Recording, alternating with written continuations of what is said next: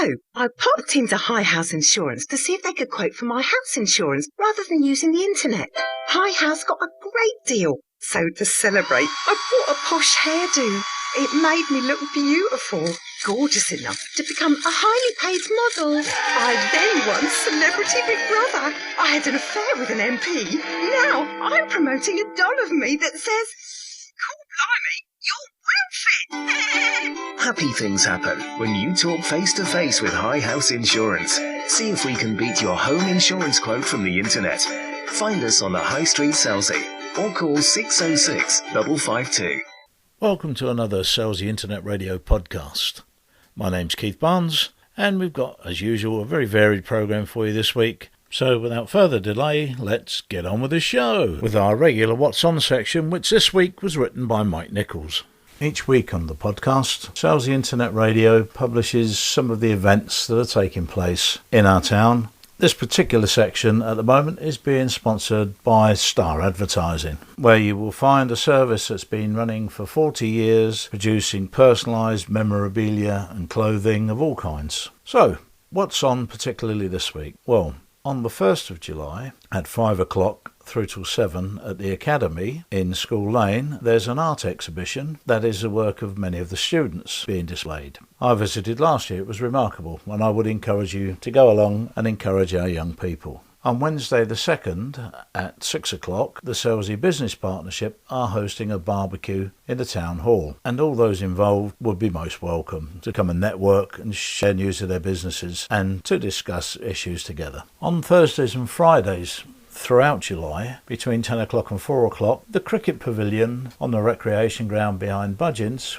will be open and available for visitors to see the Sir Patrick Moore exhibition. This is a lifelike replica of his study, in which many cricket committee meetings were held when he was alive, and he played a very active role for many years in the club. There are also booklets about the history of the club, about the life of Sir Patrick Moore, and also a special programme that was created for the very successful Community Fun Day on the 8th of June when the exhibition was opened. And then if you're feeling really fit, on Saturday the 5th of July at 10 a.m. at East Beach Car Park there is a 5-kilometre race. All are welcome. It's sponsored by Sportsstream and Selsey Striders. Entrance fee is £5 and you can just turn up and take part. And everybody is very welcome.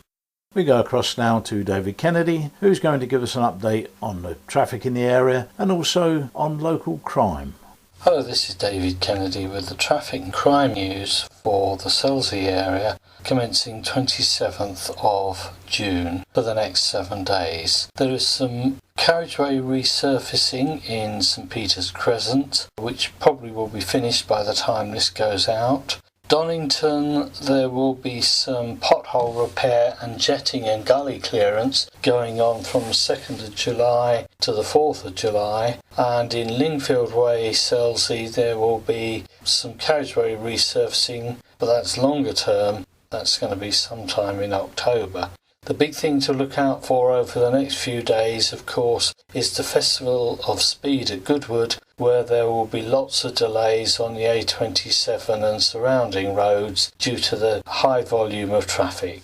Update to crime in the neighbourhood from the Sussex Police.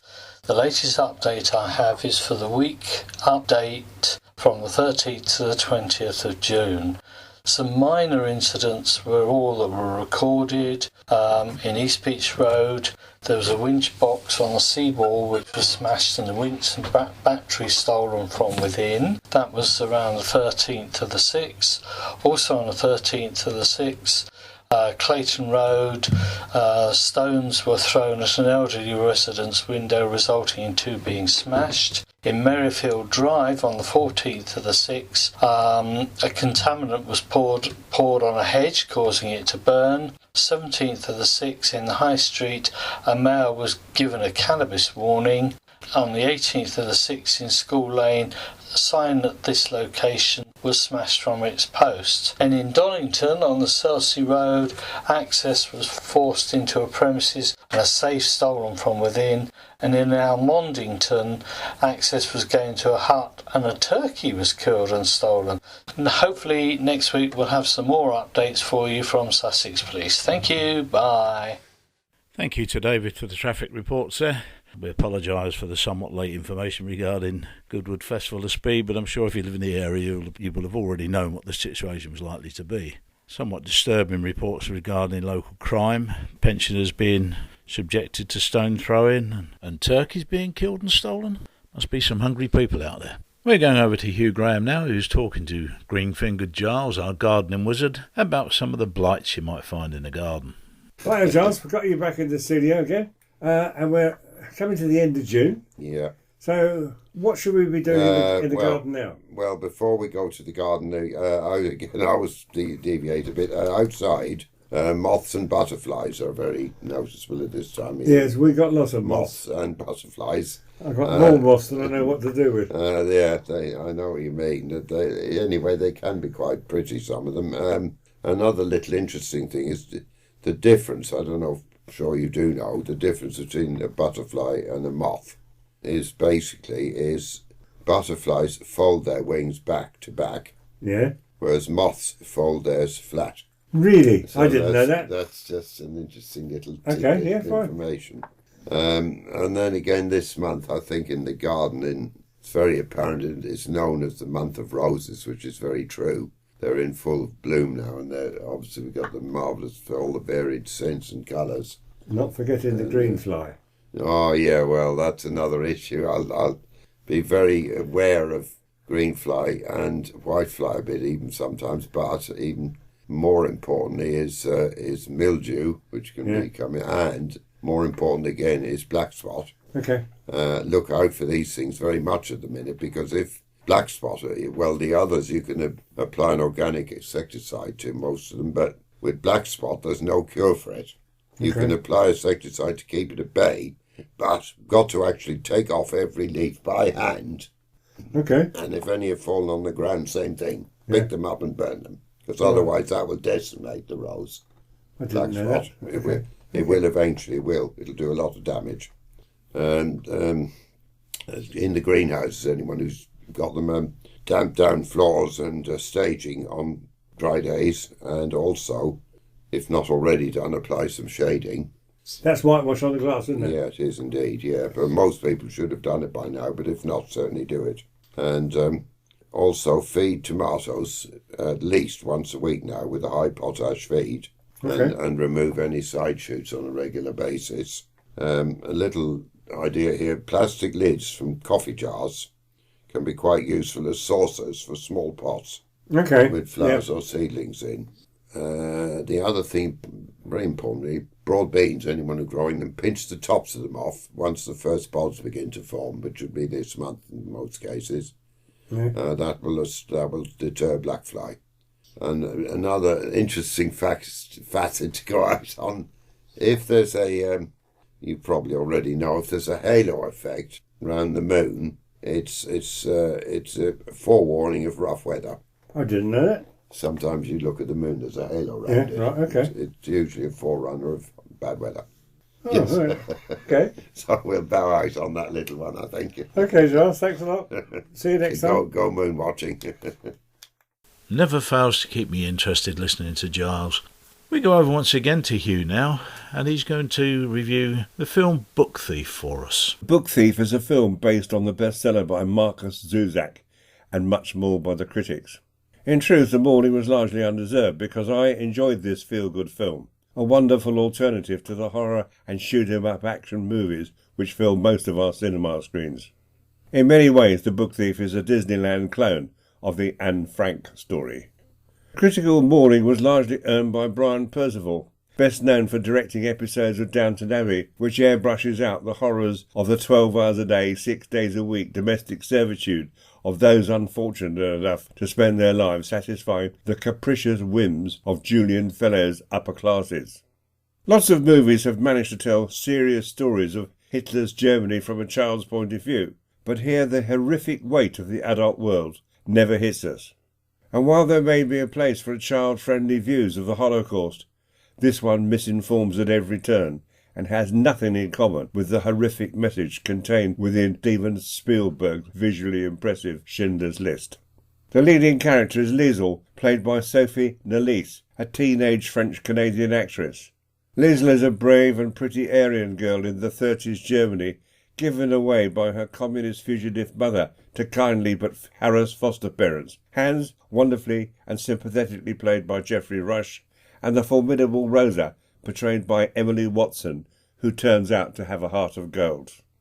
Liesl is forced to join the Hitler Youth, but is secretly disgusted by the Nazis' book-burning displays and conceives a love of literature by borrowing books from the mayor's wife.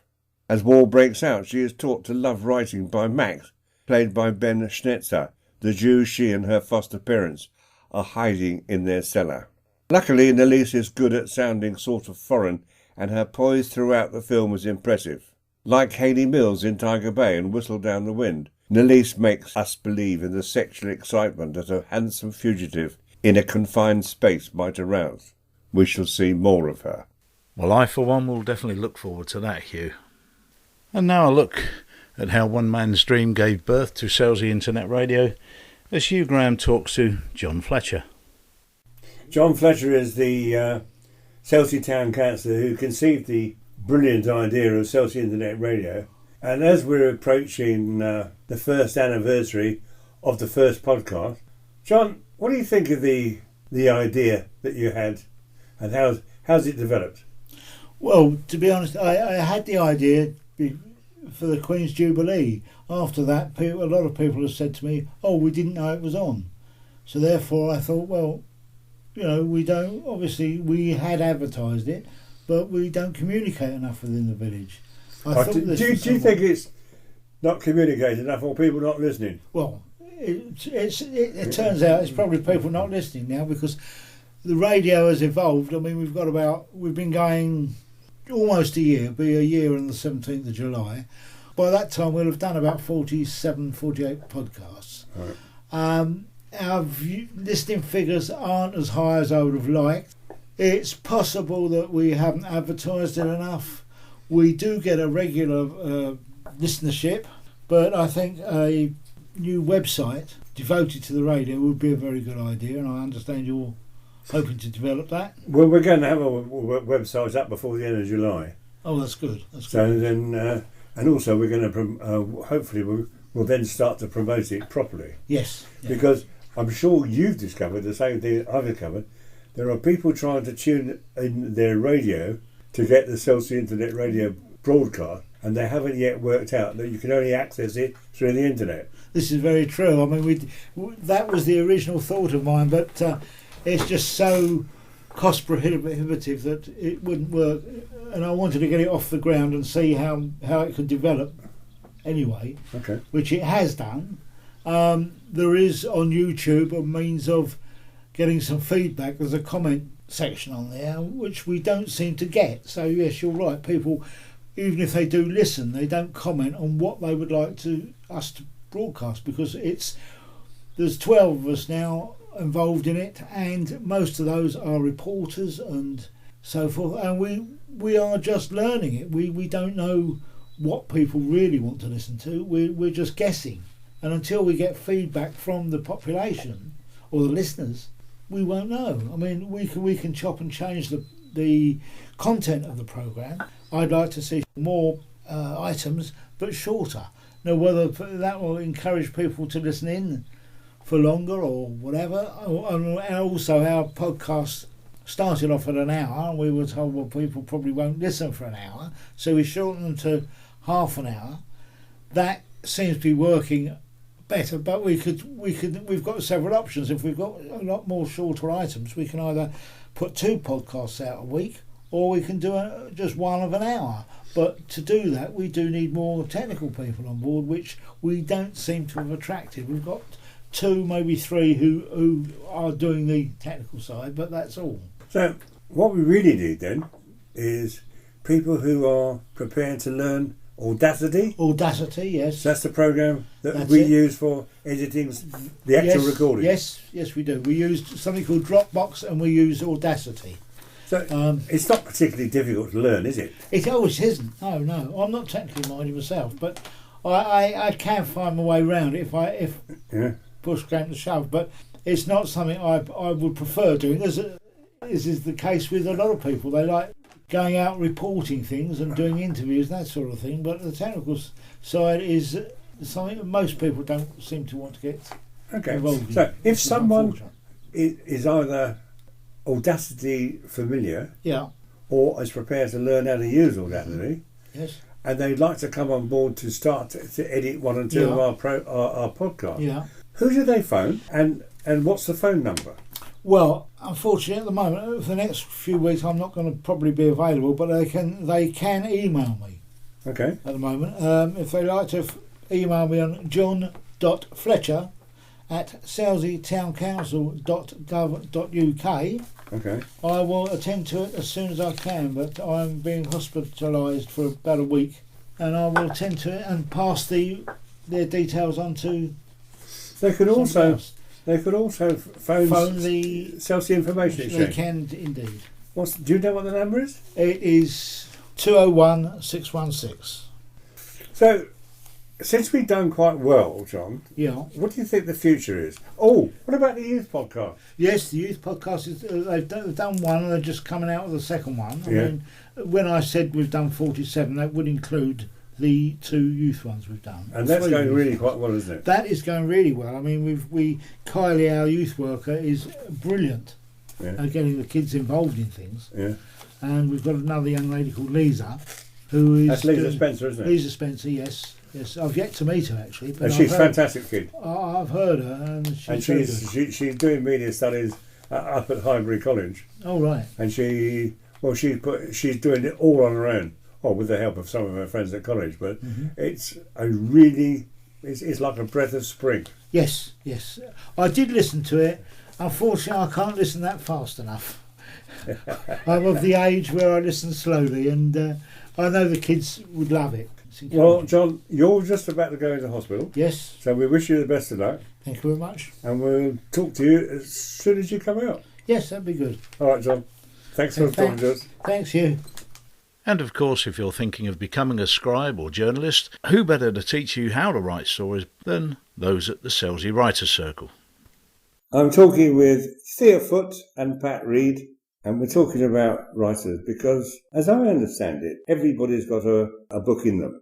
And if you think that you've got a book and you wanted to write it and you'd never attempted to write either professionally or semi-professionally, where would you go for help? Writers' Circle.